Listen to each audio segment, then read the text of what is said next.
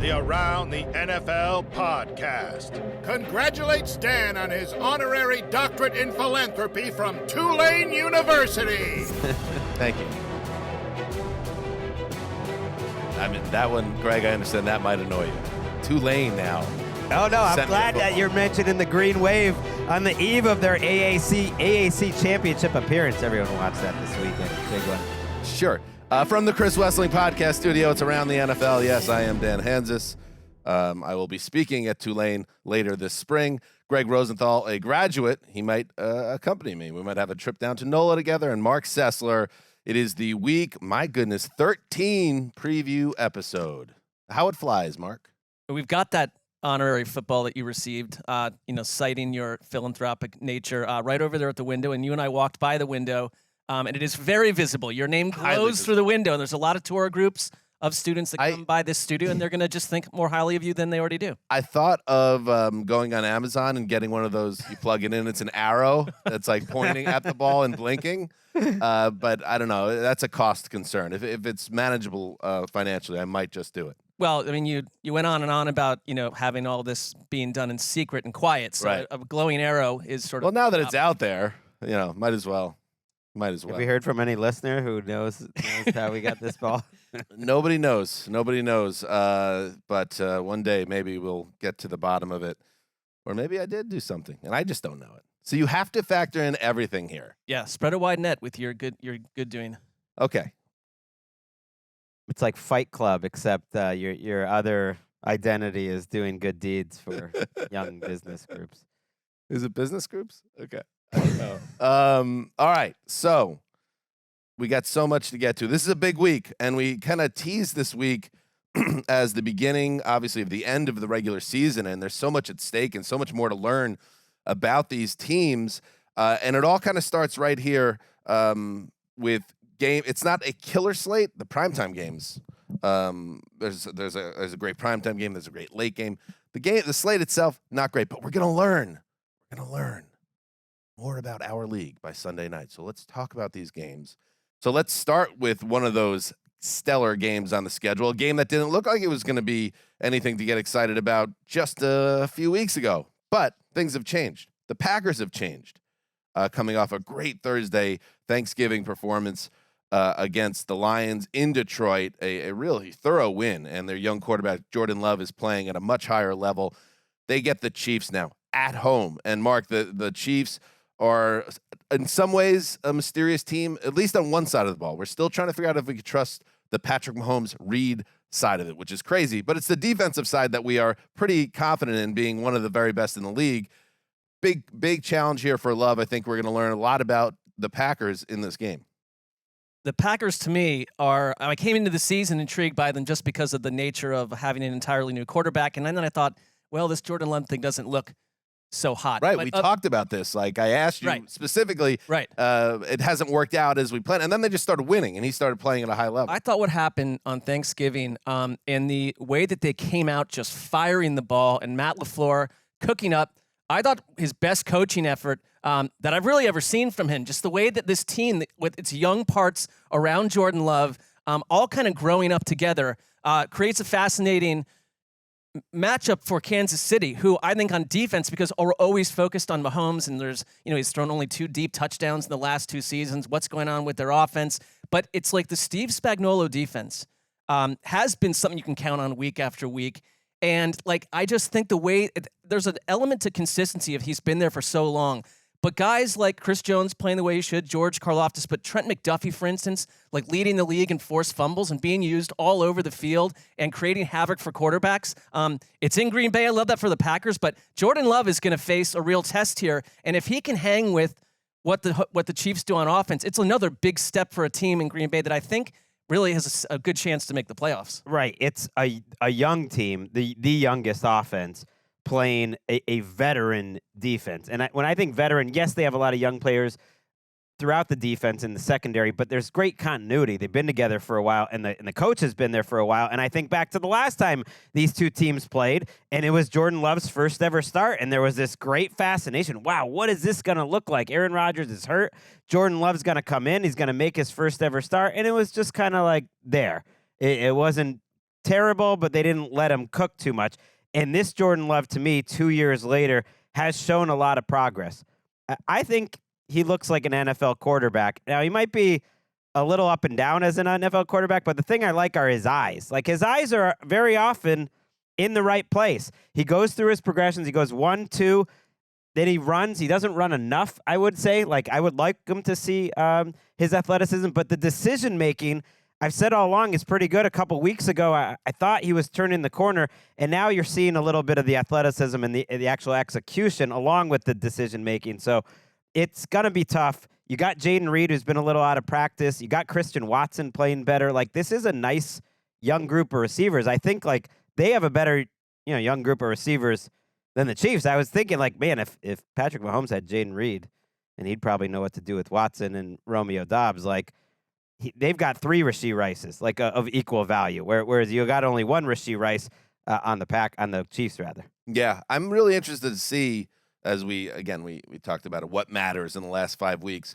You could definitely say that about the Chiefs and their offense as well. And part of me thinks, and maybe this is just like kind of reflexive after years and years of greatness, that we might still see a good run to the finish line for this offense, and they're going to figure some things out, and Rice will continue to rise, and Kelsey will kind of hit that extra gear, and all of a sudden Mahomes, instead of throwing 2 touchdowns a game and being human looking, all of a sudden they're putting up multiple points a game, because they all, like 30-point games, because it's all kind of there still, like, and including a running game. So I think this is a spot where you could see it in prime time in Green Bay. I would not be surprised if you do get a big Packers offensive performance. And if it does, I like the Chiefs. I like the Chiefs a lot in this game. I guess I'll put it that way. That I do see them kind of figuring some things out. You saw pieces of that last week. Their ability to kind of get things going in the second half, which had been an issue. I think they're going to figure this out, and we're going to look at them come January in the playoffs as the Chiefs that we know and love. Yeah, I think the hate. The Rashee Rice development is big. I mean, because next gen stats from all sorts of angles tells you this is a different offense than what we could rely on in the past. They don't have that explosive downfield element. I mean, they've been plagued with poor wide receiver play. If Rice can provide that, like what he did last week, which is sort of I bet the best version of him we've seen this season, that changes things. And I think there's a little bit of question about if Travis Kelce is still premier Travis Kelce at this point in the year, if he's a little banged up. But they can run the ball in a way that they couldn't in the past, and I like that. They know what they have in Pacheco, and they used him more in the receiving game last week. I thought that was important, and I think McKinnon might be out for this week too, because he's one of their only playmakers on offense. Rice is another one, but Rice is kind of limited. I went through that game and was hoping we're going to see the way they use Rice. And a lot of it was just second reaction plays where he's kind of the, Kelsey, who that's great that Mahomes is going to find on these crossing routes and in some quick screens. But he doesn't go out and run routes really well or anything. Jaden Reed to me he's a really good slot receiver as a rookie. Romeo Doubs can do different things. Rice is explosive, get him the ball in space, he can make plays, but he's a little limited to be a number 1 type of receiver. The Chiefs, by the way, are favored by 6 in this game. That's rich. And the over-under is 42.5, relatively low. Man, I love the Packers. Easy to say now, getting 7.5 last week against the Lions. And I think 6 is too much, too. I think this might be the hardest game the Chiefs have left on the schedule. If they win this, they might keep winning. I think the Packers got a chance to win this thing. Yeah. Call it a hunch. My hunches have been off this year, but I just feel good about Kansas City. Does 6 feel a little absurd considering what we've seen from Green Bay over the last couple of weeks? Well, absurd is strong. I mean, are we now seeing Green Bay as one of the top teams in the league? It's just, they're on a nice little heater, and the quarterback's been playing well. And for all I don't want to take anything away from them. I just am not ready. 6 seems a little bit of a slap in the face. For the Chiefs' struggles offensively, high. Efficiency-wise, success rate, all that stuff, they're still a top 10 offense. It's not like they're a bad offense. But that I hear what you also Mahomes is, you could say the greatest quarterback ever, and he's currently on pace for the worst yards per game passing, yards per attempt, touchdown interception ratio, passer rating, all the lowest since he became a starter. So this obviously has been a difficult year for them so far by their lofty standards. One last matchup to watch, Travis. Facts. Rashawn Gary is just having a crazy good season. It hasn't totally shown up, but him versus Donovan Smith or Juwan Taylor, I think the Chiefs are a little vulnerable there, and Kenny Clark finally had a big game last week, so that's something to watch if he gets a lot of heat on Mahomes. Yeah. Pacheco could end up crossing 1,300 yards from scrimmage. He looks really good. It's all there. And yet they're averaging 23 points a game, Greg. The league is not the same offensively. They're a good example. All right, let's move to Monday Night Football, where the Bengals and Jaguars will do battle. I know. It's just depressing. Damn. No Joe Burrow, of course. It is Jake Browning. And they are, if you want to talk yourself into this game, it's basically win or done for the Bengals at this point. If they go to 5-7, you could basically fold up the tent because they're not going to win out. And the Jaguars, I think it's, Greg, for me, building on what you saw from their offense last week against the Texans, building on Lawrence starting to come out of his shell a little bit.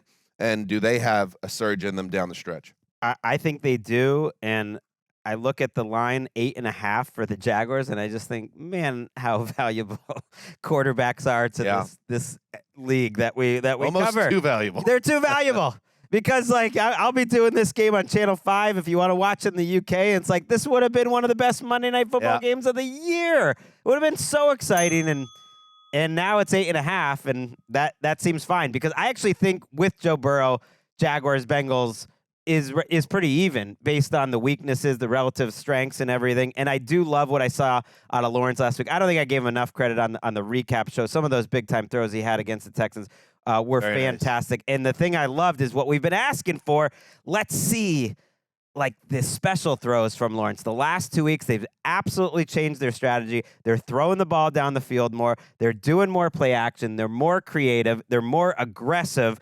And there's a little more variance. He misses some throws. That's fine. No one's perfect. But the pluses have far outweighed the negatives. And this is the type of Jaguars team I think, okay, you can win some games in the playoffs. They're set up well because the Bengals' issues at this stage in the season, I mean, they're obviously cooked from every angle without Joe Burrow. But even were Burrow there, like, their defense is not what we've thought they've been in the past. Like, there's a crazy stat out there that the AFC North has existed for 22 years with those four teams aligned that way.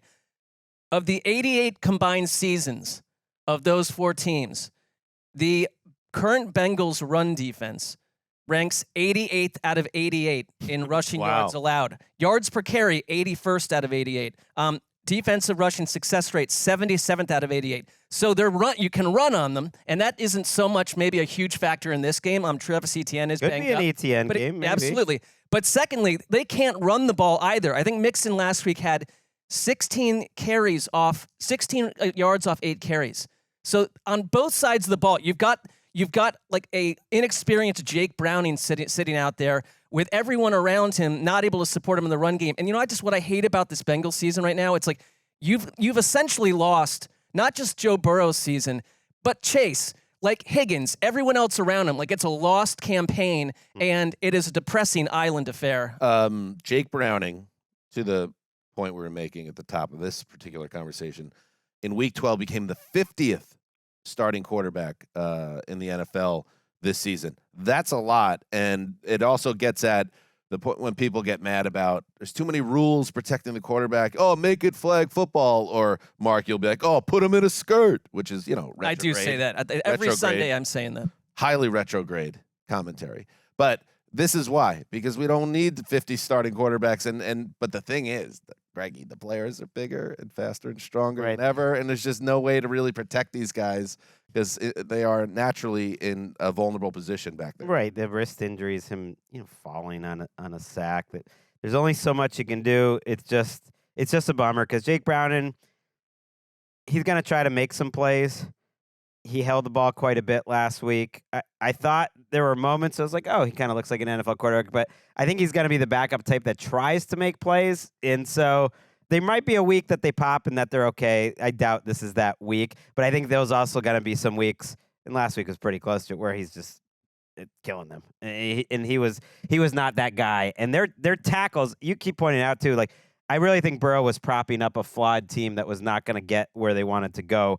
Their tackles I agree with that. Are bad on the edges in terms of their pass protection. Orlando Brown has not really played well, and on the other side, their longtime veteran's been average, and his percentage of pressures that he gives up. Now he has to go against Josh Allen, who we'll hear a lot. I just can guarantee Monday night it's like not a lot of people talk about Josh Allen for the defense. It's like that's the only thing people say about Josh Allen. So we're talking about him. He's been fantastic, maybe the best contract year of anyone in the entire NFL.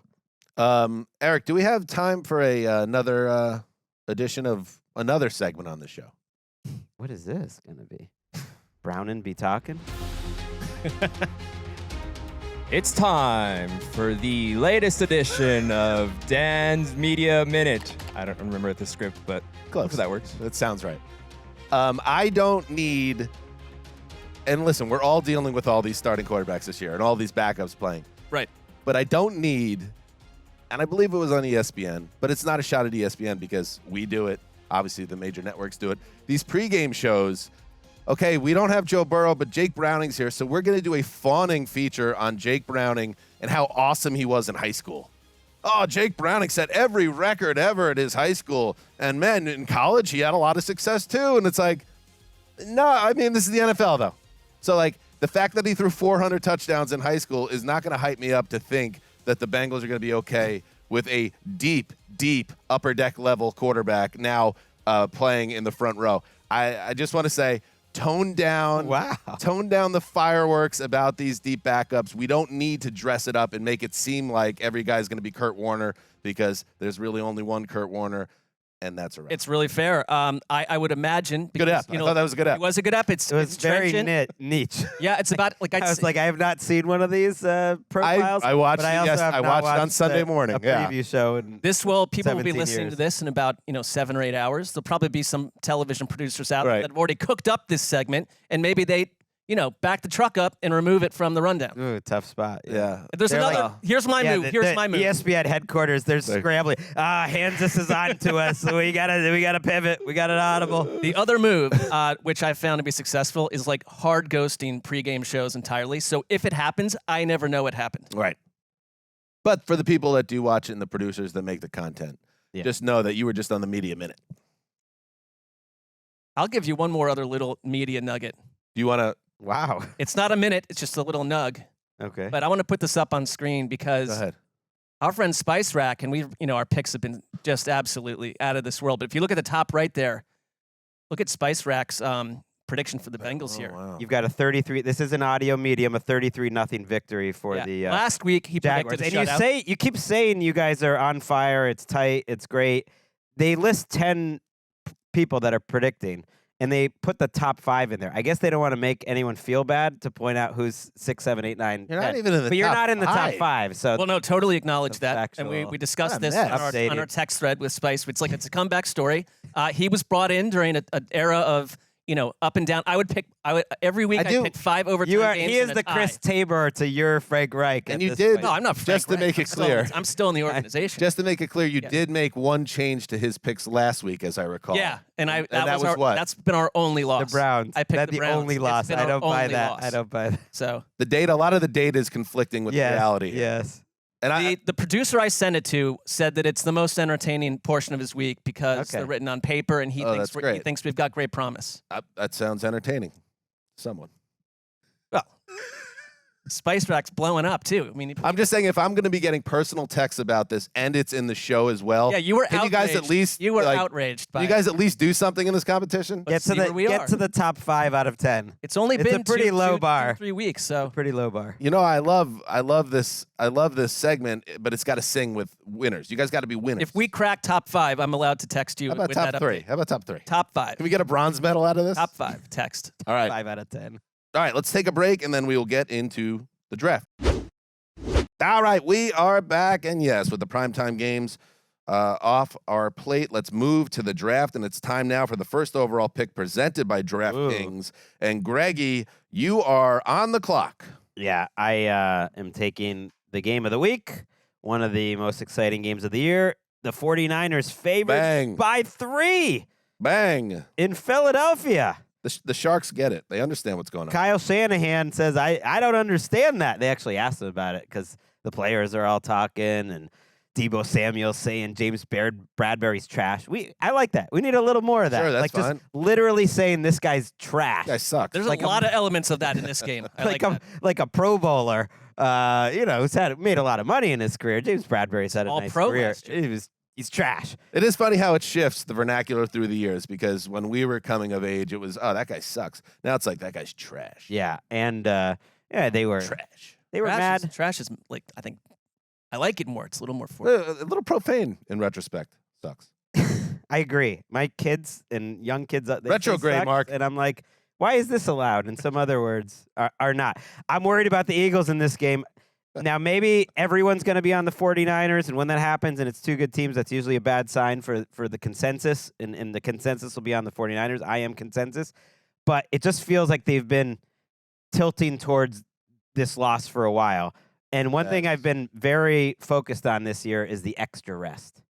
And the 49ers got that 4 days of extra rest. Oh, yeah. Teams with extra rest, they overperform in terms of the spread and everything else exceptionally. It makes a really big difference. But on top of that, it's long been my corner when you have so many snaps the week before. And we know that the Eagles played in overtime. Not only that, corner with Rosenthal. Not only that, they were on the field that whole game defensively. I think it matters more for defense and offense. 95 snaps for the defensive backs of the Eagles. 95, that's like Wow. that's 2 games. Yeah. 80 plus for Reddick, 76 for Jalen Carter, career high, 62 for Jordan Davis, career high. They've had injuries there. Fletcher Cox is out of practice this week still, Milton Williams. And on the other side, it's like the DBs for the 49ers played at 60 snaps. The defensive lineman played 30, 40 snaps last week. And you look at Nick Bosa, and he's peaking right now, 18 pressures. And Javon Hargrave, he's got the revenge game angle. And I just think up front, they're fresher, and the game matters more to them, not just because they feel like they owe the Eagles one from a year ago, but because of where they are right now in the season. And I do think there's something that matters when that comes to it, that the Eagles are going to be up for this game, of course, but they've just had a lot going on this season that I feel like right now the 49ers are the better team and they're the fresher team. I think the snap count thing, like I would kind of shrug that off in September. It matters now. And they've been through a gauntlet. I mean, the Eagles, and it's like it feels like they've been like the game of the week after week. And they're to me though, they're like the reverse Bills, because to sneak the win they did to go win that game last week. It's not that you're playing with house money, but it's like you're just getting closer and closer to that totally important number 1 seed.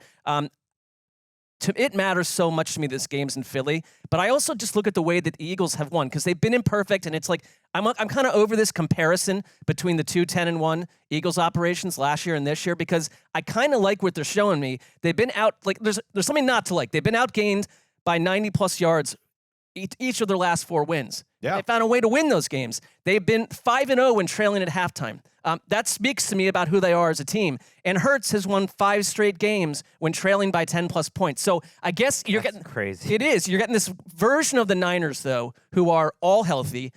When they're operating, they're all healthy. It's like certain guys kind of can disappear. We saw, Debo was out for a bit. It's like he can disappear for a game, and then Brandon Ayuk blows up, or George Kittle blows up. Eagles have a really good run defense, so if it's not a Christian McCaffrey all-star showing, someone else is going to do it. But I do trust the Eagles just to find their way. If they get off to a slow start, they're the team I trust to get back into a game, because we've seen it over and over. Absolutely. I mean, there's no deficit that takes them out of the game. Well, maybe this will be different this game. I think they've been living dangerously for weeks, as you're pointing out, and I just feel like this could be a bit of a, maybe not a bad thing. Like if the Niners go into Philly and they play as well as we think they have a chance to play here and kind of spank the Eagles a little bit, to me, it would be a thing that would be surprising, but it wouldn't be shocking. It would be kind of like, okay, like the Eagles have not been playing in top form, but winning. Here comes an elite team that, by the way, needs this game if they have any chance of getting the number 1 seed in the NFC. And they know that, and Kyle Shanahan is pounding that into their heads. And they're also, by the way, very, very upset, the Niners, about how last season ended. They're bitter about it, openly bitter. I would be too. They were a absolute freight train going into the NFC title game, and then they lost all their quarterbacks, which, by the way, Hassan Reddick this week talked about that, and he's kind of sick of hearing that because he feels like the Niners use that as a crutch a little bit. Talk is cheap. They get to come back in the link. There was a lot of boo-hoos last year, a lot of crying, a lot of what if, a lot of this, a lot of that. Fair. They get a chance to come back in here, line that up, and prove it again. All right, Greg, I'm going to hit you with one of your Greggisms there, and that was, by the way, Sports Radio 94 Whip. 2 things can be true. They could be boohoo and speaking out about how bummed they were and they felt like they got robbed, the Niners. And it could also be like the Eagles, like, we don't care. We just played the team that was there, and you shouldn't complain about it. So I like that. There's a little more kind of bad blood there, you think, potentially. And it's going to be, Mark, your boy, Purdy. I think it's a big Purdy game here and a big test. And Greg, like the Bills, as the Bills proved last week, I don't think there's any reason why Purdy can't eat a little bit here. I totally agree. You look at the matchups on the outside, these cornerbacks. I thought Bradbury had his best game of the season last week, by the way. So he's had a rough go, but Slay's playing a little better. But the cornerbacks have struggled. The middle of the field has struggled. And Kyle Shanahan loves just circling those linebackers and eating them. Your food. Your food. We're gonna eat you with Kittle and Debo and we all CMC, animals. the two-man game. And oh, by the way, Zach Cunningham's out of practice. They're already short Nakobe Dean. They might be signing Shaq Leonard. Is he gonna? No. Although actually, do it. I would. I like the Eagles too much to block against them. But it's probably going to be Christian Ellis and Nick Morrow. And so I agree. I think it can be a big Purdy game. He has played fantastic the last couple of weeks. And on the other side, to me, the only reason I wouldn't lock it, and I do think the 49ers will win and cover, is Hurts there's something just special about him, and they're taking on the personality of Hurts. And Devonta and A.J. Brown, that's where the weakness of this entire 49ers roster is at cornerback. And so if you told me they both go for 125 and this game's in the 30s and it's just whoever has the last ball wins, that would not shock me.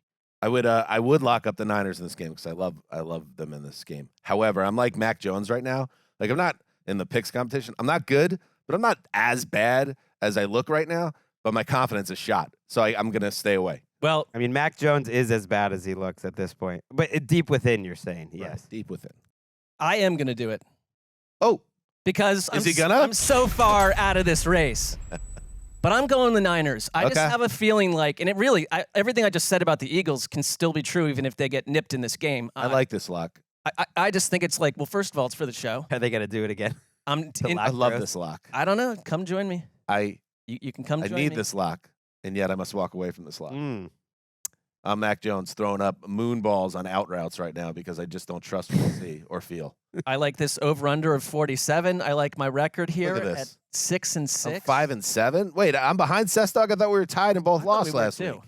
What are we doing over there? What are you doing back there? I like what you're doing. I believe the I like what you're doing over there. The graphics on this show made a mistake that was corrected by the Lock It Up website. That all along Mark had been, I believe, up one.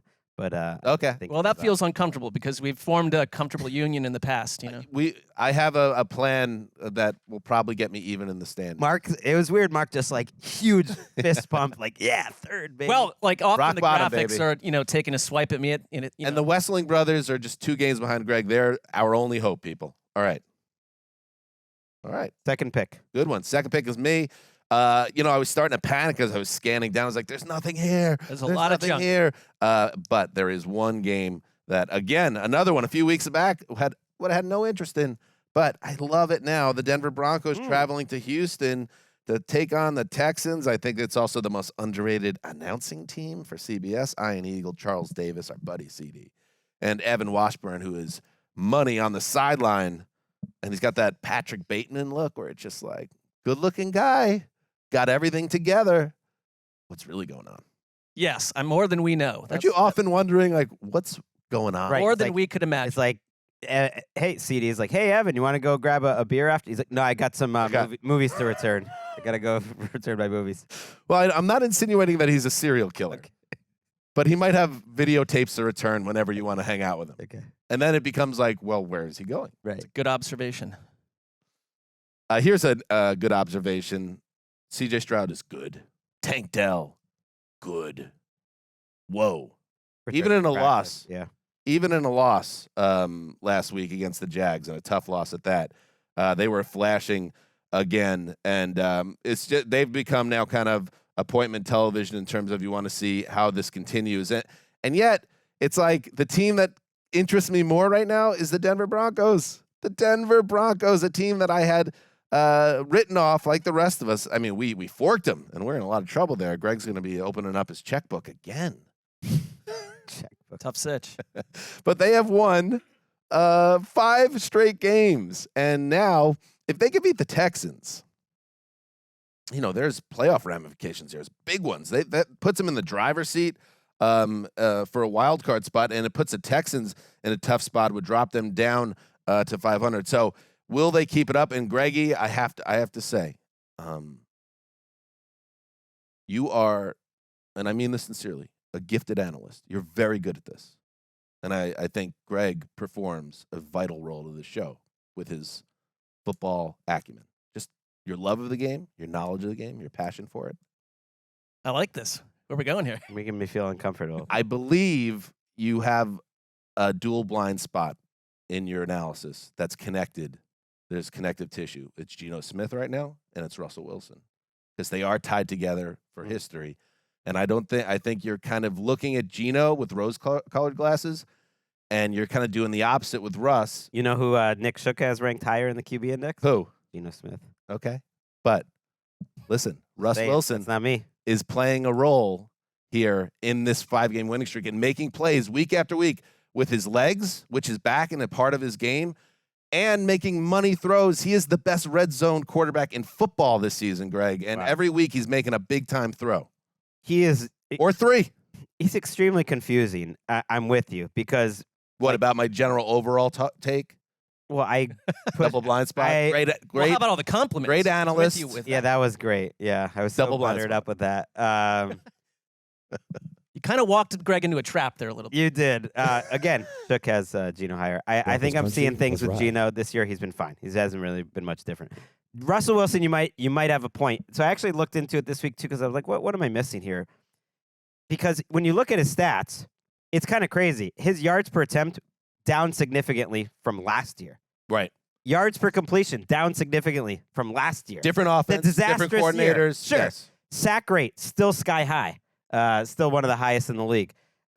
Fumbles higher, actually. Again, one of the highest in the league. So there are some downsides, but he leads the league in interception percentage in terms of preventing turnovers. In terms of the interception, he's been great inside the red zone. He's running better lately. The completion percentage is obviously up, and he's been money late in games when they've needed him to be. He's been a smart quarterback. He really has. And 8 touchdowns.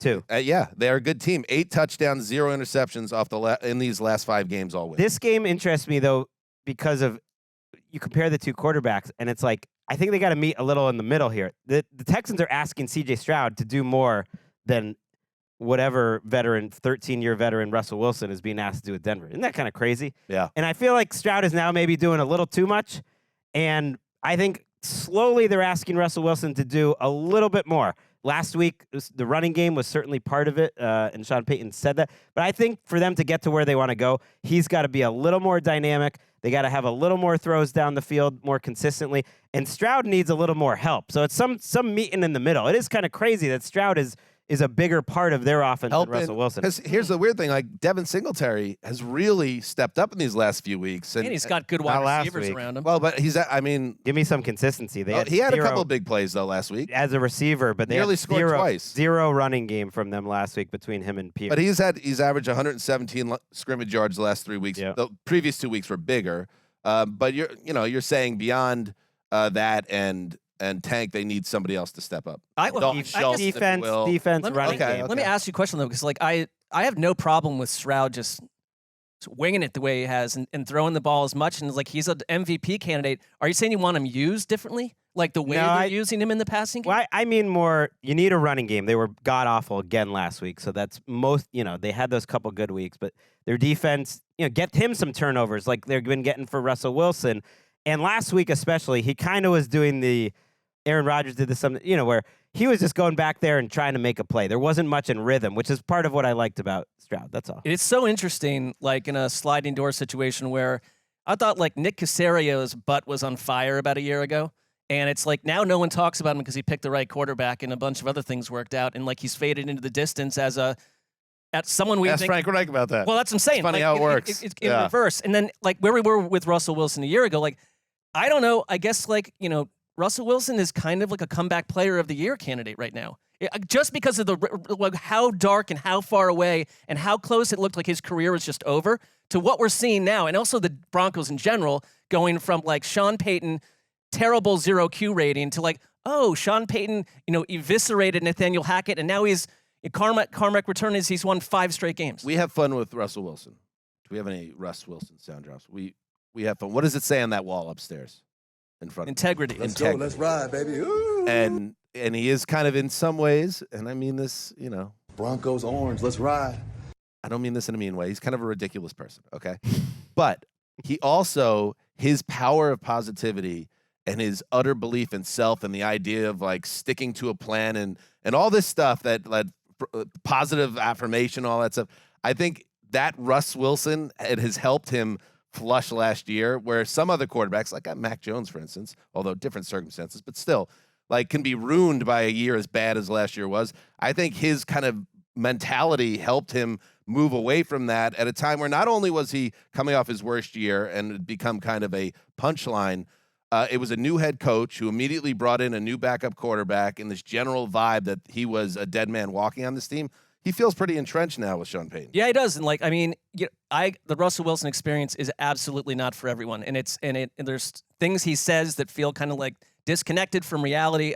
He is a religious person, and he talked literally this past week about having this like self-reflection where he wondered if his career was over and kind of asking like the universe why. Are you talking footsteps on the beach? Are we talking footsteps on the beach? A little footsteps on the beach situation. That comes up once every 8 months on the show. It is not unlike that. 2 footsteps, then one set of footsteps, and now there's 2 again. Like, why did you abandon me? It's like no, carrying bro. you over my shoulder right there. Carrying you, bro. Yeah. I'm just saying he's got to be a little better. All right. I'm with you. But like you think I'm biased, and you're saying comeback player of the year, and I'm like, okay, I'm saying candidate. Let's check some stats here. Like I think he has gotten better the last couple weeks. QBR 16th, right between Dobbs and Baker Mayfield. PFF 16th, 1 spot below Geno. Like, dude, you're butter knifing, Greg. You're ignoring other stats. Absolutely, but I'm saying those are ones that I trust more than like passer rating and stuff. My point is he's been a perfectly average starting quarterback. I'm not going to go so crazy that one of the highest paid quarterbacks in the league with a great head coach is average. It's been a big upgrade. It's good. It's going to give them a chance, and he's been getting better. I think like there's a different argument between like Russell Wilson from various metrics as a great quarterback. I don't think anyone's saying that, but the comeback player of the year is just simply narrative. I mean, DeMar Hamlin still deserves it, but if they don't give it to DeMar, I think Russ. And if Greg's going to throw out a stat, I'll throw out one more. Russell Wilson in the red zone this year, 17 touchdowns, 0 interceptions. In that offense, and with the way that defense playing and how opportunistic they are, that's a good stat too, Greggy. It's an overrated one. They always trot out those red zone stats because it's like everyone's stats in the red zone, they're amazing. That's true. All right, next, Mark. With my boy. Yes, sir. He is the anti-Derek Carr. Baby. I'll give you that.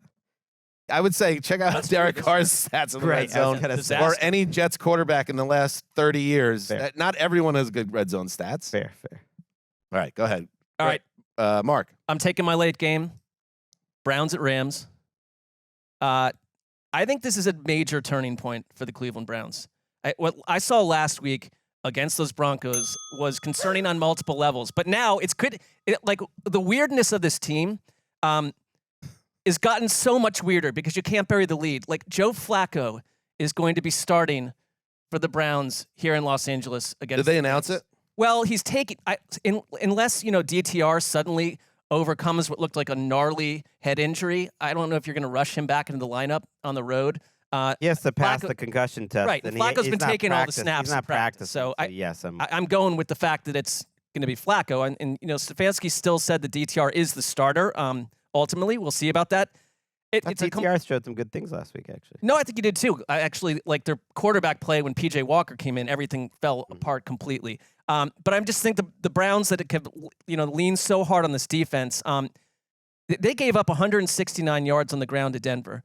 172 on the ground to Pittsburgh, 100 plus to Baltimore in the last 3 weeks. So that part of their defense has been problematic. And I think one of the stories of the NFC and one of the reasons the Rams scare me down the stretch as if not a playoff hopeful, they have a chance, but a berserker type team is Kyron Williams is running the ball like about as well as anyone in the league. He has 301 yards over the last 2 games. You know, there was the injury in between that at 8.3 yards per carry. He's like an electric big play runner who completely changes this offense and makes Matthew Stafford all the more dangerous. So I think this is a real challenge for Cleveland, especially when it's like, okay, Myles Garrett avoided a terrible injury, but I don't know what that means in terms of his overall health. He couldn't even lift his arm a week ago. So we'll see if you're going to get that version of Myles I Garrett. feel like you're selling the Rams short if you're saying they're more a berserker to you. They're one game out of a playoff spot. No, I think they can. It's just it's a muddle. Absolutely, they could be playing. In I don't January. see them as like that looks like a playoff team to me quarter after quarter. They're in the race, absolutely. They have hit on something with this run game, though, and that's why I love December football, and we're December to remember. We're getting there. December dream. Because these stories, these personalities that have been building for 3 months, they do have games like this where the rubber meets the road. I think the Browns can and very well might lose this game. They're 3.5-point underdogs. I would pick the Rams, but neither would surprise me. I think they can survive a loss here and they'll still be in the mix. But the whole idea of this Browns defense is a truly special group, and then this Rams offense and especially their running game building something really interesting. Our friend Nate Tice has tweeted a lot about this, and our friend Jordan Rodriguez has been writing about this, at these Rams duo runs. And a duo run is basically like a power scheme. You're double teaming, you're running with the tight end on the field. They're doing it in some creative ways that they're blocking with the wide receivers and the tight end. But it's ultimately power, straight ahead type of football with some ingredients mixed in. And it's interesting to think back to what made Sean McVay, and it was the opposite. It was zone, and it was the coordination between the offensive linemen. But the way the NFL is now with all these light boxes, and the Browns are kind of part of that, it's like, hey, how about we just smash you? And the Rams have been pretty good and pretty creative about that. And so it's a nice little clash here. And I kind of think the Rams have a good chance to run the ball on them. I will say Jeremiah Owusu-Koramoah last week played one of the best games I've ever seen. So good. He's just fun to watch, and he is a star who then seems to disappear in that defense sometimes a little bit. But on the flip side, and we were talking about this, Stan, I've argued you about David Njoku at times. I found what happened last week when you needed to support 2 young quarterbacks, like the drops and it wasn't just him; it was the rest of that. Oh, he had a dreadful game. But he just did like the worst version of David Njoku. When that happens, it's really frustrating. Like a lot of Browns fans kind of joke about the fact that there's all these clips of him like catching balls and with no shirt on, off the jugs machine, and like he looks like a perfect athlete. But then it's like you got to make these plays. Well, if you want to be a star tight end. They need him because they just don't have enough weapons. There's nothing. Yeah, Hooper got hurt last week. There's nothing more frustrating than watching your team that has, a backup quarterback and the guy struggling just to complete basic passes. And when he finally puts one on the money, you're not making catches. And he dropped an end zone ball. That was the other tight end picked him up later in that drive, but then had another big drop over the middle. And in general, these guys need to help out the quarterbacks. And, the Flacco side of things is just like, it's coming, it's happening, and it's going to be wild to watch. And I'm going to set the over on 2.5 fumbles on Sunday for Flacco. And that's what a Stone Age pony does. And maybe he'll if he gets protection, he'll be able to spin a couple deep, and maybe they hit on something. It says a lot about the state of the Browns and the desperation that, like last year in New York, turning to Joe Flacco in 2023 is the right move because they need something to spark them more. And I guess I don't see it as much with DTR. I thought he had a nice game. He made some nice throws. I don't see it. I don't know. Maybe PJ Walker does nothing for me. So give Flacco a shot here and see if you could get lightning in the box. He will be their 4th starter this year. Man, I wish I could find the step. I think it's the first team in 6 or 7, something like that years. I believe it was a Panthers team that last started 4 starting quarterbacks. So it's pretty rare you have 4 starters in a season. And it's about the weirdest quarterback you could imagine in a Browns helmet. So I just, visually, I don't understand. Strange. By the way, the Browns are your first pick this week. Oh yeah, have you? Got a Cal Ripken streak. By the way, they're over in Westwood practicing all week. They're in LA, the Browns. Right. You ever think just No, he's not. He's not. Remember, he's not. A no? fan. But you're just a fan of football. You could Oh. go. I don't know what. Am I allowed to go watch the I don't know what the practice? I don't- security is like over there. I think they're in you a, could probably get in a bubble. Or a press bet. No, they're outside. It's beautiful. You mean like out get a here. credential? You're saying? Sure, or just show up. Maybe fans can show up there. I don't know how it works. Well, but he's not a fan. Right. Remember? Well, as a credential, just as a reporter. As a you reporter. can As a show that. reporter. Yeah. professional, yeah. It's they're in UCLA all week, which I just find that interesting. That's It's a fun. hop, skip, and a jump. Take a look. All right, you're up again, Mark. All right, I'm going to take the Lions coming off a grisly Thanksgiving Day against the Saints, who are a weird team. I guess I kind of want to just see what this Lions team coming off of, 9+ days of rest, which I think matters, how they recover. I mean, Good reset for them too after the grim nature of that game, and even the week before where they just survived against Chicago. yeah, I think we need to. I think if you're a Lions fan, you want to see Jared Goff return to the version of Jared Goff that we had seen for so long. I have confidence that can happen, but he's had 2 really ugly performances in a row. I kind of feel like in general the Lions have these things. When I was watching the Packers game, I was like, oh, this is what they're going to win a playoff game, and then they're going to lose one, and the loss is going to look like this one, where they just get kind of thrashed, and it's like the secondary is a fatal flaw. Aiden Hutchinson is, brilliant, but there's not a great pass rush here. Their offensive line, I thought, got controlled by Green Bay a week ago. That's a problem. Is Aiden Hutchinson brilliant? Also, I think that's part of the issue too. He's not. I'm not saying Yeah. that he's a mathematician. I'm just saying he's a No, I mean like he's football not a player. brilliant football player. I don't He's know. a very good player. I think he's I don't know. tracking to be a pretty huge difference maker. I mean, Like a Pro Bowler. it's Right. a success. Maybe, It was a maybe an successful edge, draft. maybe not though. There's so many good edge players. It's a fair point. I don't know. He makes. Sometimes he maybe I disappears. like him more than you I guess guys, he but- disappears, and then he's a very good player. I'm just saying. You said brilliant. Aaron Donald's a brilliant maybe player. If you I told me that he overstated has that, a yeah. similar career in some ways to Jadeveon Clowney, where it's Okay. always a lot of pressure, Maybe better. kind of like borderline Pro Bowler, but maybe not like Myles Garrett. I get it. Miles You know Garrett, what we brilliant player. We call these coaches brilliant all the time, and they're not brilliant either. So I don't. It's in football that we're. Well, so I'm not used- talking about intellect. Right. I'm talking about like I thought you meant brilliant as a brilliant athlete. I did, like but a I specimen. couldn't regret using that word anymore at this point. We should have mentioned Garrett, by the way. We got to see how he looks. He did. I did. Okay, good. Yeah. Go on. I never said that. Any other corrections or issues at this point? No, move forward. Sorry. I would just say, Greg, Hutchinson fourth in pressures among edges and 6th in grade by PFF. So that's pretty good. Very good. Saints very banged up. And Derek Carr, the last 3 But only touchdown 5 passes have not come from Derek Carr. I don't know Good. what's gone with Derek Carr, but from a lot of different Oh, angles, man. Saints fans are not thrilled. Wait, and I are don't blame Saints them. fans unhappy with Derek Carr? Let's throw it to Greg. Well, the They hate him. the media apparently is because they were asking him about his red zone woes, and he's like, I could tell you what we're doing, but I'm not going to answer that question. Why did And he it's say just, that? It's just getting a little tense. I knew what he Snore. was saying was that I'm so bored of the Derek Carr hate. okay. There's so much more to not like about this team beyond Derek Okay, Carr. but to your red zone point, over the last 2 seasons, 15 for 52 on passes from Whoa. 10 or closer. Next worst that's 28%. Next worst among 35 players with 20 attempts is Matt Ryan, now working with CBS, 10% better A retired guy. than Derek Carr. So Fired and retired. there is Matt something Ryan. there. They're 29th. It's just bad. And I'm with you. There's so much more not to like about the Saints, and I start with their coach and their defense. And I think it's done for a team when the thing that's supposed to be their core thing is no longer their core thing. And for the Saints, for so long under Dennis Allen, it's like, oh, we got to keep this guy, keep this defense together. It was their defense in general, and it was their run defense especially. Elite year after year. Last 5 weeks, 164 allowed, 156, No. 125, 228. Oh.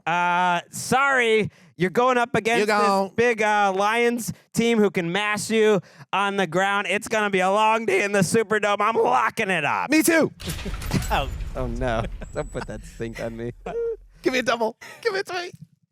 I'm riding the Rosenthal train. Let's go, Greg. I will follow him, what Greg wherever wants to he do now. may Greg wants right go. off this You're thing right. now. And I almost never, I And- don't know when I never take road teams either, and I'm taking And like a road team little, here, but like a little brother, just trailing behind the big brother, no matter where he goes. You can move off this game, Greg, and go to another game. Oh, you're I will follow him wherever he may go. Lions are favored by 4 in this game, by the way. Sounds about right. I don't think that's crazy, but Oh, yeah, we like got this, Greg. Me and you. it would be if they don't have Shaheed and Olave was practicing. He had a concussion, but he was practicing, so I think there's a decent chance he No gets Michael cleared. We'll Thomas. see. Total Michael Thomas confidence. out. But it's a bad week not to have Shaheed here because I do think Carb made a lot of nice throws last week too. They're not like the worst offense. They could put up. That's what I was trying to tell you guys on Sunday. Everyone's putting up a lot of points on the Lions. So he is. if the Lions trail in this game 20-10, I don't want any texts from you, Dan, saying why did you do this. I am even when the total Lions confidence. are trailing 20-10, I have confidence they will win 37-31. You're- Like I just you're driving the car. That's my vision. Daddy, you're driving the car, That's my and I'm in the back seat, and we are just cruising to another W. Yes, that's why I was like pulling my hair out on Sunday watching the Saints because Carr threw for 300 empty yards, and they were moving the ball so well between the 20s. Kamara's playing as well as he's played in about 3 years. But how is that possible, Greg? That None of the it adds greatest, up,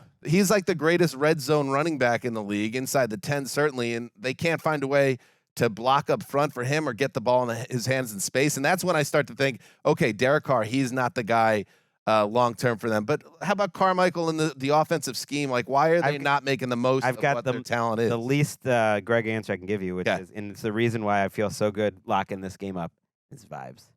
Say These that are again? vibes. Vibes. These are the two I agree with that. opposite vibes teams. Saints have among the worst vibes in the NFL. The Lions coming off a loss Up top. have some Up of the top. best vibes. Oh, stop. This will create one of the more annoying Sunday. I mean, they're subplots the Lions we've are definitely sat through this losing season. now. I don't. All right, let's move on. It is my turn, and I will grab. Oh, yes, I will take the Atlanta Falcons. Let's grab another South team heading to the Meadowlands to face the Jets. It's a 2.5. Oh, my God. You know, how much things have changed. Desmond Ritter's the quarterback of the Falcons. He's going to New Jersey to play a Jets defense that has faltered of late, but as a couple weeks ago, seen as one of the best in the league. And the Falcons favored by 2.5 points.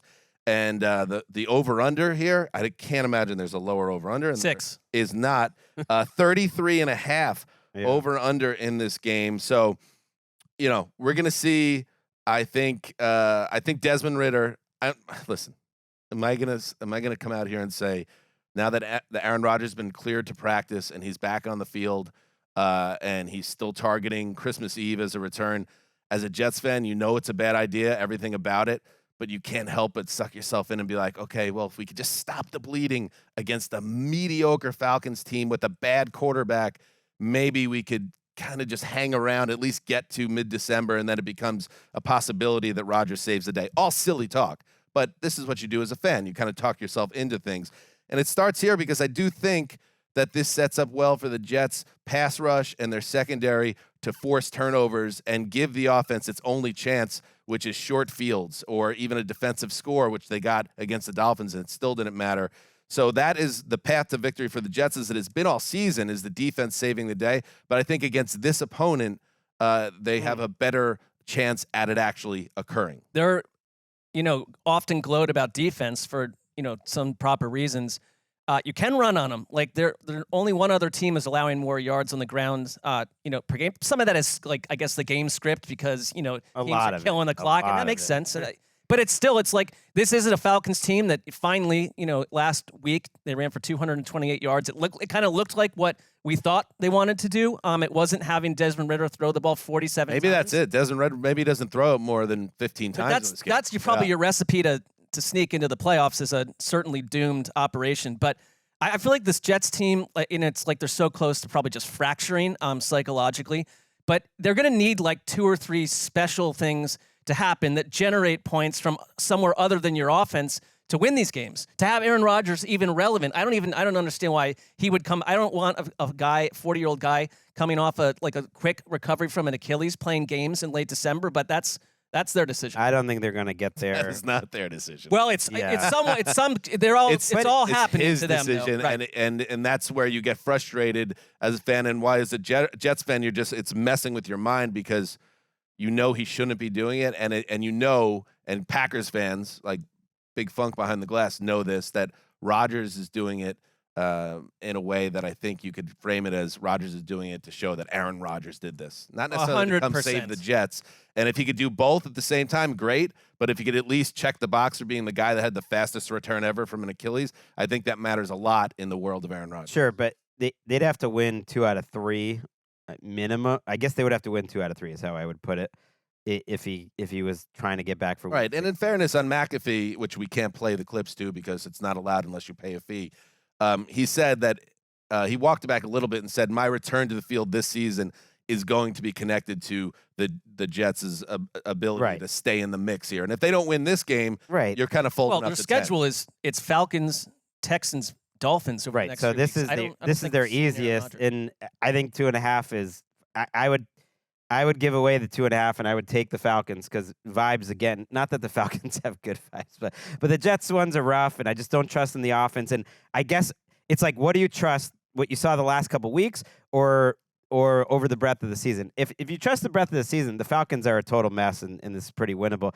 That game last week, and granted it was against the Saints, was enough for me to be like, they reset. They had a bye week. The offensive line looked really cohesive. Caleb McGarry, who struggled this season, and Chris Lindstrom, and that O-line, which had great continuity. Man, they were blowing open holes, and they're running for 228. And that was the Falcons I expected. You kind of just mentioned that. And is that enough to beat the Jets? But here's the thing. I think it is, but it's the Falcons. I watched that game trust. live last Sunday.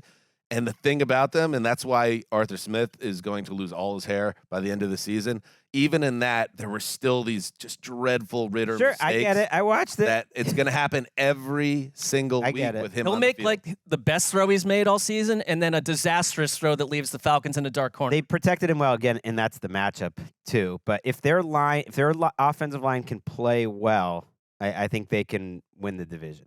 He'll give Desmond Ritter Ritter win this game, sir. will give the Jets a chance to win the game. Now, whether or not this version of the Jets can take advantage of those opportunities, I am dubious. But as a fan, I can always hope. All right, let's take a break. And then when we get back, Greggy. All right, we are back. A couple housekeeping items before we get back to the draft. And Greg is panicking over there trying to figure out his next 2 games. This is our Thursday triple header. For ATN, we have this preview show. We have our NFL Plus Dreamatorium episode, and then Thursday Night Football recap. Gregg Rosenthal and Steven Ruiz from The Ringer. Yeah, Steven Ruiz. Good get. That's the Brock Purdy guy. It's also the Geno Smith guy. Oh, Could so be you guys, it's either going to be a funeral march. He was there for a Geno's great first start for the Seahawks against Russell Wilson. Not his first start ever, but last season. So I brought him back on for a little good luck. This will that was a determine. magical Should be a vibrant debate as you're arm in arm, like fawning over Geno. Well, I mean, they're probably not going to win, but Or just like see what happens. looking It'll for be the a stats morgue. to present his game as somehow successful, regardless of a outcome. brilliant game. I'm worried. Put it that way. And so check all of that content out if you can. We promise it is high in quality because the moment that this show ceases to be a quality program, we're all out of here. Oh, wow. Yeah, they would immediately. Not doing a bad show. Mid-episode, perhaps. I'll they're go do realizing. I'll go do a Yankee podcast that gets, I don't know, 300 downloads a month. Are you openly concerned about that? No, I'm beginning to saying happen? Okay. I don't care. I don't want to do a bad podcast. I'm not interested. Mm. No. The ambition is strong here, and I feel it with you guys too. Okay. And as long as we care, it's good for them, the listeners. What am I talking about? Also, arrest warrant. This is serious news. Arrest warrant has been issued in Dallas for Bills edge Von Miller for allegedly, and this is no bueno, assaulting a pregnant woman. The Dallas Police Department confirmed the warrant on Thursday, which was initially reported by WFAA in Dallas. Wednesday at 11 a.m., Dallas police responded to a major disturbance call. That's a third-degree felony, by the way, if you are charged with assaulting a pregnant woman, and that's a very, very bad. So obviously the case has to play out, but we don't know what this means in terms of Von Miller's future with the Bills or whether he could end up being placed on leave, and he's had a disappointing season. So from a team standpoint, I don't know how much this hurts the Bills, but obviously Miller is a Hall of Fame level player with a high level of notoriety, and this is not the first time he's been connected to domestic violence, it should be stated. So keep an eye on that story. I will move on by taking the next pick here. Go ahead. I do not want to watch the Patriots live. So I'm going to avoid them and take the Cardinals. I think I've had them 3 straight weeks since Kyler's gotten back.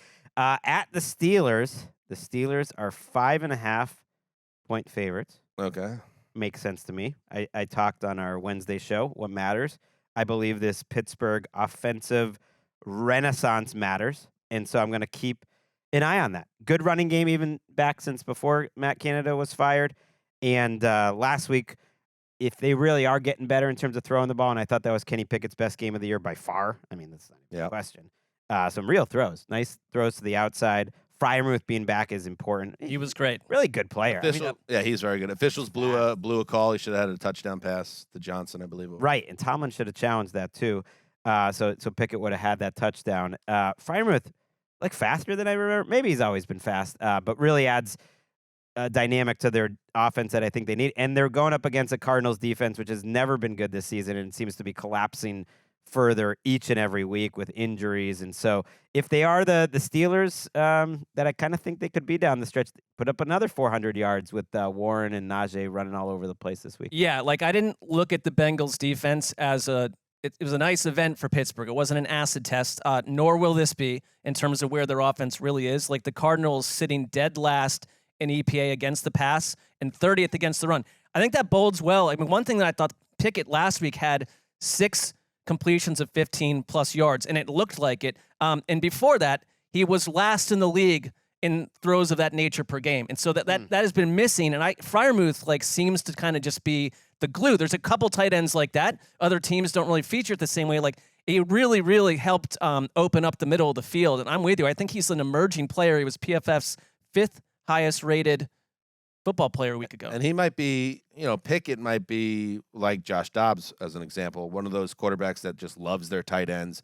And if they can continue to build on the chemistry, and then he could sprinkle in the wide receivers, which are high quality. Yeah, there's potential here. They're coming off that season high 421 total yards. I will just a little bit push back on. They did score 16 points off those 421 yards. Yeah, it's true. And the week before they won a game, and I think it was 13 points. So this is still not a team that's finding a way to pile up points. However, I think in this matchup, you won't need more than, let's say, 17 points. So I think it really sets up well for another win. The bummer about the Kyler thing, Greg, to me has been Kyler Murray's back, and that's fun. And he does have that highlight play every week still. But they're still kind of like the same team with no juice. And they're just like a team that exists, but not really. Yeah, I think he's played solid. He's definitely an upgrade from Dobbs, I think, overall, but it's only so much. I've been struggling with what more to say about this Cardinals team, but I found something. Okay.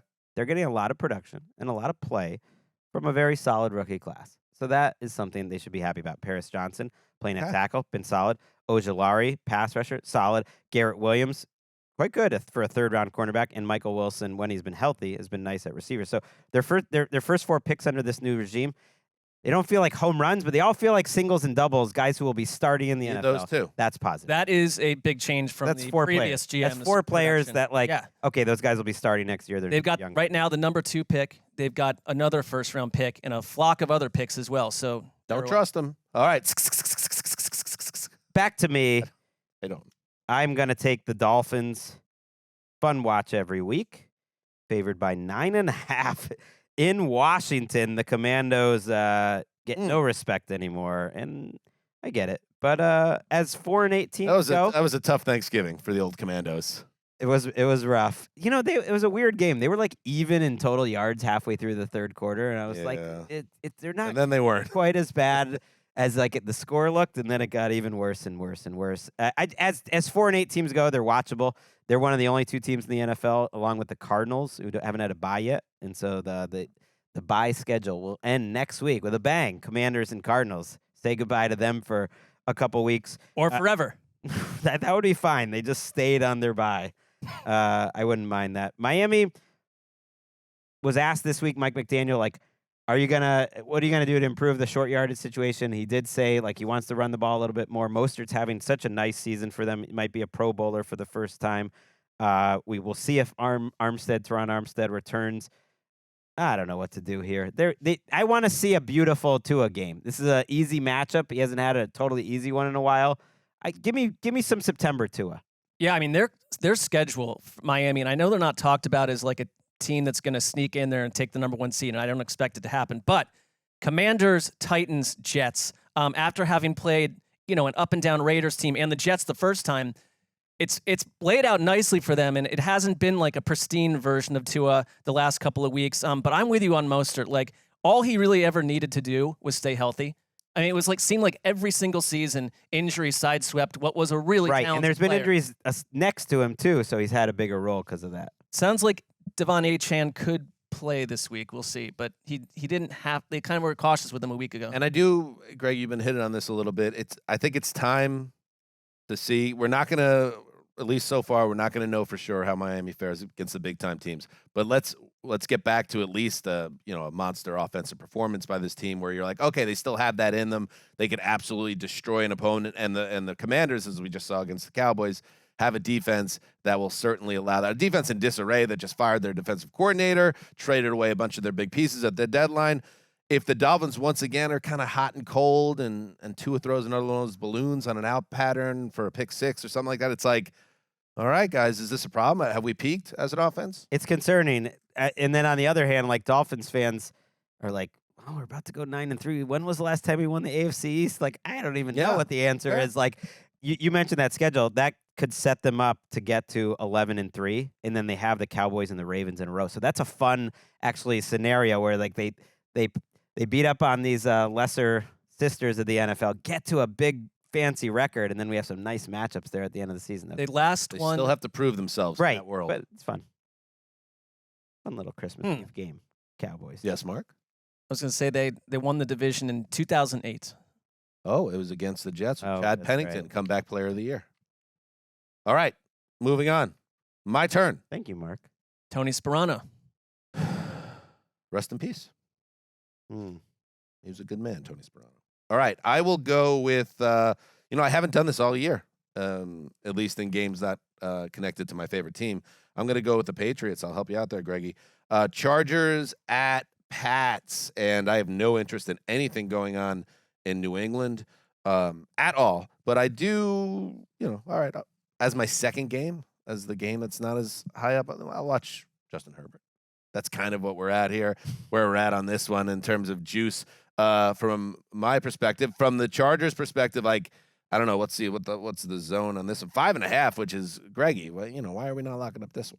I know the Chargers are going in a bad direction too, but like the Chargers You'd are have 4 to and track it 7. visually, I think This that's is, part I of the think, problem. where you get into trouble. But Maybe it is. It is a but big number, and I have to admit, Nick Wesseling's talk about, don't go for the 5s and 6s. That probably played in my decision making the last few weeks. But I actually do think the Patriots have a better chance to win this game, personally, than the Saints. because do the to defense beat is the only Lions. thing they have left. Yeah. Because as ugly as it is for Brandon Staley, can't you just imagine losing to the Patriots here as being kind of the final nail on There's the coffin? nothing. Yeah, I can with the imagine Patriots, that. there's nothing. I can there's- imagine. I mean, I don't expect it, but I can imagine. with the it. Chargers, there's nothing that would surprise me in Right. terms of like, It's falling a on their totally faces. Yeah. preposterous game that Bailey Zappi doesn't do anything, but their running game, which has been pretty good, the Patriots, is effective throughout the game, and the defense plays well. I could see it. I Well, don't they- expect it, but I could see it. and- I'd take the 5. I would not give away the 5.5. I'd take the Patriots. And plus Belichick 5.5. never loses to the Chargers. But the Chargers, again, they kind of told on themselves and exposed themselves as being fraudulent. But before this 3-game losing streak, they took care of the Bears and the Jets, who are similarly bad teams, at least the Jets in the form they are now. And so the Patriots should be a team they kind of take care of business as well. So it will, I guess that's really what it comes down to. There's 2 things to watch for. On the Patriots side is how bad does this get? Mark, you mentioned it when we talked about what matters. Does it matter how the Patriots close? Has Robert Kraft already decided what he's doing with the head coach? But certainly if they get embarrassed again at home by the Chargers, that will be another nail in Belichick's coffin. And on the Chargers, do they have any fight whatsoever? Or are they quitting on Brandon Staley? It's kind of a grim game, but one that's worth keeping an eye on for those. There's terrible things happening for both coaches. I mean, like the Brandon Staley, like whatever your calling card is or whatever you want to, wrestle with the media over, they're allowing more yards per game than they have going back to 1985. They've never been this bad on defense. And it's not just yardage, it's everything else you see too. And for the Patriots, Mac Jones and Bailey Zappi, like this, I don't really care who's starting or if you play both of them 7 different times in one game. They combined for a 56.6 PFF grade last week. Dak was at 97. It's like combined, they were terrible. Oh, combined. Like if you I get added, it. if Yeah, you added not their the average. scores, they Well, were that's the terrible, thing- and it looks like it. That's the thing about Zappi, which I think you have to play Zappi, and they are playing Zappi according to reports, even though Belichick won't say it. He's been taking the reps. You have to because Mac's just totally broken. But it is worth noting, I checked this, PFF's has 52 players who have had at least 40 dropbacks this year. Zappi's ranked 50th. I mean, he's been terrible too, and threw a terrible interception last week. So it's just like run the ball and defense and hope for the. I don't think we probably don't ever see Mac Jones play another game for the Patriots unless there's an injury. That's what I thought a couple weeks ago. That's Well, It's so bad. That was yeah. one of the reasons why Belichick is like, I can't believe he played him again. And I know they don't have any faith in Zappi, but it just he benched himself and you didn't listen. It was crazy. By the way, my worst. But Johnston benched too, by the way. At the end of last week's game was kind of we didn't really notice that on the show. We but- talked about it. Oh, did we? We talked about. That's right. Yeah, that's yeah. right. And then I they said wonder it if he's was. back. They said it was an injury, but then he was playing special Yeah. teams. Then and- Staley confirmed eventually. Essentially, it was back. Mess. Worst contract year All Stars. I think maybe T. Higgins is at the top of the list, but Austin Eckler is not far behind. It's been a tough year for Eckler, and his stats aren't great, but it's really with him. Eye test too. He just doesn't seem to be explosive this year, and that's going to be tough for him. Yeah, they're really not. There is this idea that they're very talented. You Well, know, I mean, they after do have- losing they- Mike Williams on offense, I just mean Okay. you The know, Mike Herbert, Williams loss, they were never the Herbert, same. Rashawn Slater, certainly. Keenan Allen's a really good receiver, but are they better than average overall? I don't. I'd be curious what Eckler's like pop the hood stats are in terms of okay, because he's averaging 3.8 yards per carry, and it looks like it this year. All right, let's see. Always something wrong with that team. 4-7. Mark, 4-7. I'll close it out with 2 picks. Where will I go first? If you're driving around, the drama is building. I'm going to take Colts at Titans. Crash Can you into the side of the road. That'd be terrible. Colts defense. I like that only if you're driving around, there's a lot of tension. But if you're just like sitting in the park listening to the show, You're fine. You're You're in a chill. nice park. yeah. What do you? Depending on where you live. Thank you for listening in the park. I'm sure it's very nice. Maybe Hopefully an not on- unseasonably warm. If you late fall Don't do afternoon. this thing where you're on 3 times speed in the park, like the Don't, the affect. volume of the Don't the change. speed. don't be on actual speed either. The drug, it's That's your unhealthy. choice. Well, no, that's your choice. That's not good. But if you are in the Could be park, therapeutic. if you are in the park listening, send us a picture. Send us a picture on the old Hang tweet- on. tweet. Googling on my NFL laptop. just like a what picture of you is in speed. showing you listening and in the park. I would love it. That'd be really nice. I would love it. I've appreciated all the Spotify Unwrapped. That happens once a year. They seem to do that once a year, and it's a day that kind It of is makes once a everyone year. feel great about themselves. It is fantastic. I want to say shout Speed out. is an amphetamine, by the way. Yeah, Correct. It's not good. It's not good for you. Shout out to the guy, the truck driver. I want to get it. His name is Ryan, who listened for 46,800 minutes. Love I it. haven't seen one higher than that. Very nice. I responded saying that's How many hours? 46,000. Whoa. And I didn't ask why, but he did explain, and I'm glad. It makes sense. I'm a truck driver, and I've been having a great time going back through the whole catalog. Oh, what a dude. Back through the 2013 season. He's I wonder what he So transports. he's in the car What all kind of- day. What kind of goods does he transport? He's roughly let us 46,000 hours ahead of my wife, and I believe And your wife Emeka, as yeah, well. Emeka has never listened. Not once. Sorry, Mark. We interrupted your game I there. think that was trenchant to talk about the listener.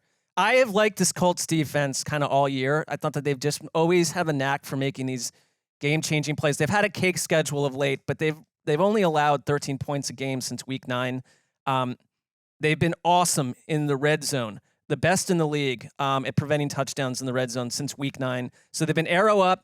And, you're playing a Colts team. I thought you said everyone has great stats in the red zone. Not against the Colts, Greg. I just Yeah, the mean Colts have been a lot of times on these CBS broadcasts, they'll be like, and, quarterback X is 13 touchdowns, 0 interceptions in the red zone. Like, it's just a common trope. Greg, It's a common trope. I find you to be an incredible. No, I'm not going to do it.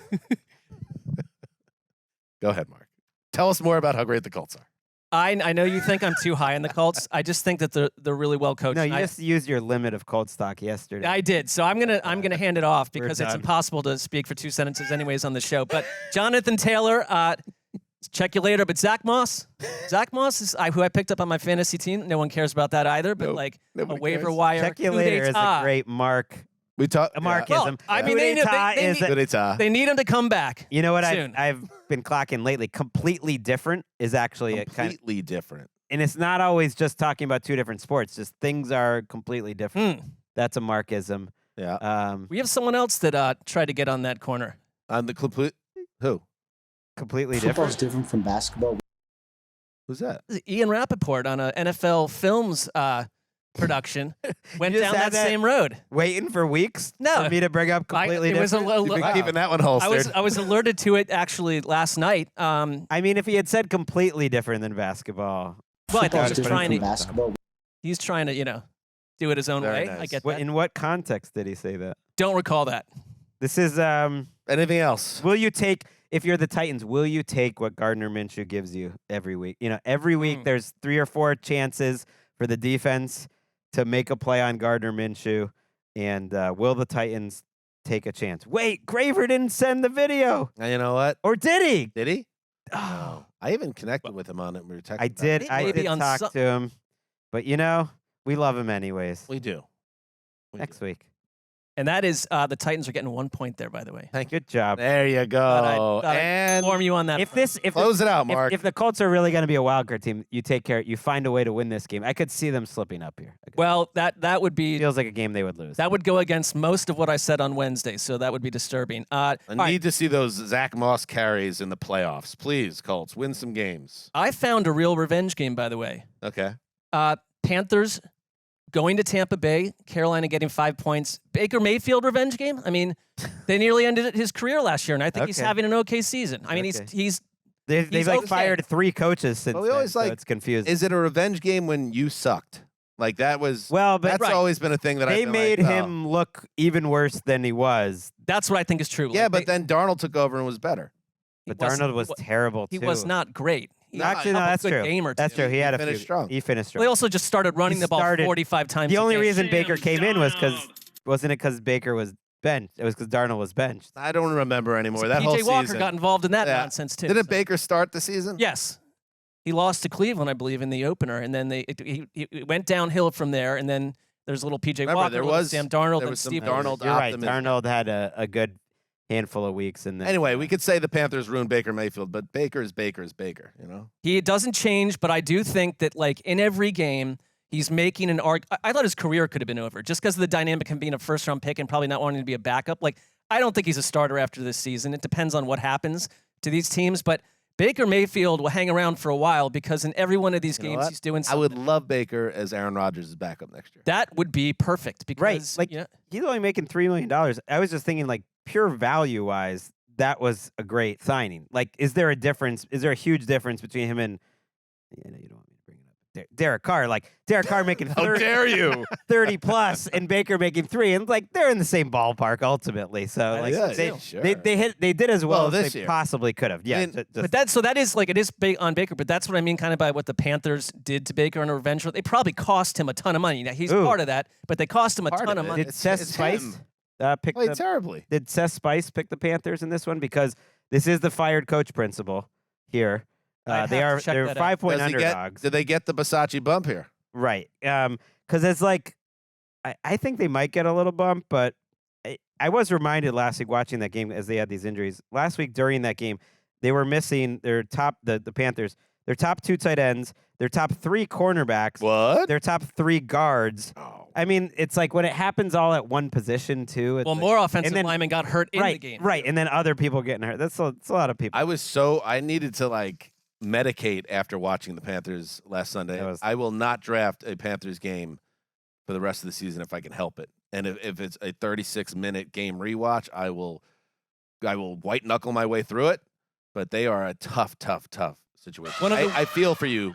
Oh. Panthers Nation, because Well, what about me? I'll be watching it on Sunday. Yeah, well, I feel for you too. While you guys are like giggling about your little lock over there. Whoa, we got a lock here. We got a lock. Uh-oh. Wow. Let's head to the Cincinnati Zoo. No, I just want to say, let me finish my thought. Keep pounding, Nation. I feel you. Hang in there. Maybe it gets better. It feels it's as dark as it can get right now with the QB struggling and the owner going off. And Not having the one fired. pick is what really Not does it having to the me. first overall pick. It just sucks right It might be time to jump ship. Don't do it. There was a Don't moment jump last ship. week that to me explained the Panther season. There was an injury cart. I forget who they were carting to the locker room, and they were bringing him there. And then on the way there, someone got hurt, and they had to back up the cart to bring another player because, like, they were like, we got to bring. I forget who it was, but it was like, we're backing up the cart to get 2 players on the cart. That doesn't was, even feel like medically like, was that necessary? correct. I don't know, but they did it. I mean, they didn't finish their facility, so I guess they can't afford the second cart. Let's have a backup cart ready. All right, now to the Cincinnati Zoo. Well, guys, no video this week, but the Cincinnati Zoo will be locking up the Bucs over the Panthers. I thought they were gonna get No, Real because now Nick, the zookeeper, he smells it. Like what he was doing earlier was for show, and he was figuring out how to be a showman. Now he wants that. He wants the strap. No message video this week, but the message that came along with the pick I will be taking the Rosenthal approach and locking the Bucs over the Panthers. I mean, first of all, he's been doing it for weeks. Like, I just don't want to hear that's that he's so bold good. and he's locking against the 1-11 team on the road. But I don't have a problem with it because I don't think any locks are truly locks, and it wouldn't surprise me somehow if the Panthers just freaking found a way. You never know. Fired coach, principal. Yeah. No video, huh? All right, that's it. Thank you again. This is the ATN triple header. So you could get this preview. You can get NFL Plus, Dreamatorium app on DAZN or NFL Plus, and the Thursday night recap will be in your feed later tonight. Till then, you know what you gotta do. Heed the call.